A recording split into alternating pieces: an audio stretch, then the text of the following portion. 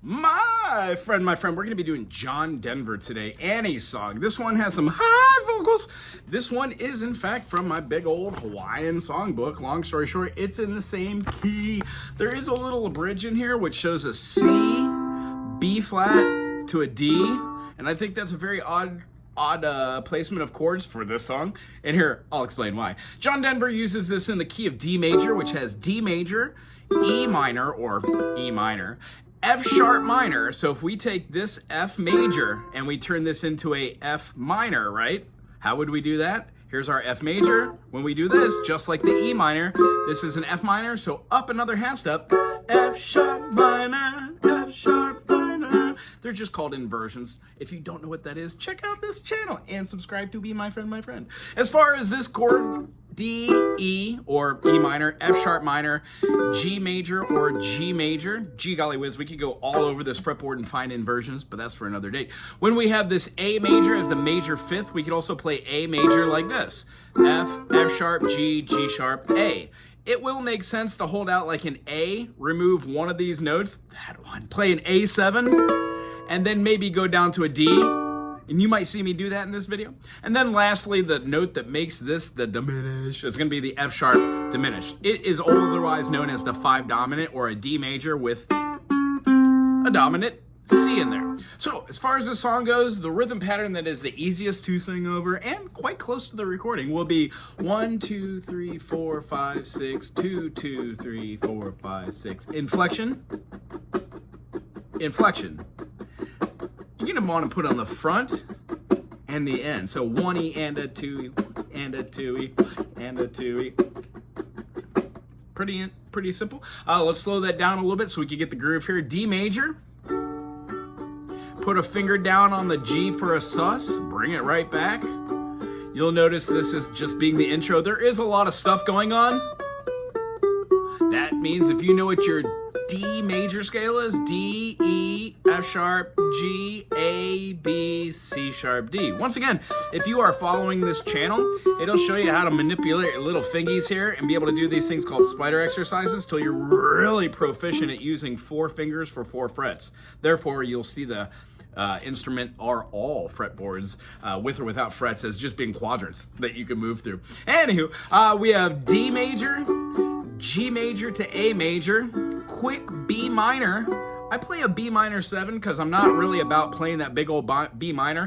B minor 7 ipso facto is a D6, meaning when you hold down that note on a D major chord, it turns your D major into a 6 chord. All right, so the moving through this D major, G major, A major, B minor 7, it's in the chord, and then G major to D again. That is the phrasing. Second time through, it does an A to a G. Here comes the aforementioned F sharp minor. Now you can play it like it looks like our D major 7. They are in fact the same chord on the ook. And when we move through here, we're going to find ourselves going to an E minor. The reason why I don't like doing this F sharp minor here and then going here, it doesn't feel like a natural walk down. So when we play it here and have it to here, it does. At least it moves in step, which makes a little bit more sense as far as note leading. So when we play through here, the last 2 notes after we do that, F sharp minor to an E minor, if you want to, and then it goes down to the G major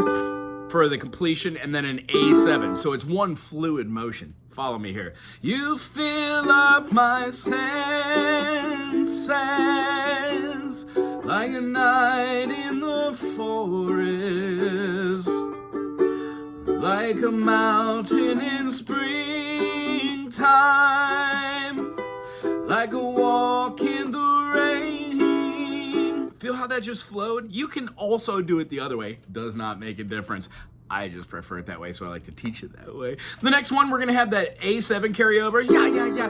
Like a storm in G, A, B minor, G major to D major, little sauce. A major, G major, F sharp minor, E minor, G major, A7, and then to D. You betcha. That wraps up the concept. I'm going to play it through so you can play along with to get the feeling for this. The whole song, I think, does like three or four verses, does an instrumental, and then it comes back halfway through, which is odd, but it's awesome. John Denver. does this. What does he say? It's just something like, you give my life to you, like a sleepy blue ocean. You fill up my senses. Does this little play on words with the chords that are already done there, and then it starts up with, you fill up my senses. And then talks about a night like a night in Highland. Jumble on words. I don't really know the words of the second verse or third verse. In fact, they're not in front of me here, so I don't remember it. That's the thing that I don't do well. I can't remember words, not even in my own songs. Anywho, if you enjoyed this, thumbs up, put something cool in the comment section. Keep it class and clean. I have a lot of my students watch this. Otherwise, play through this last thing with me. We're going to actually fill it out with just the last thing and do a grand finale. It has like a, you lay down beside you, let me always be with you. Come, let me love you. Come, love me again.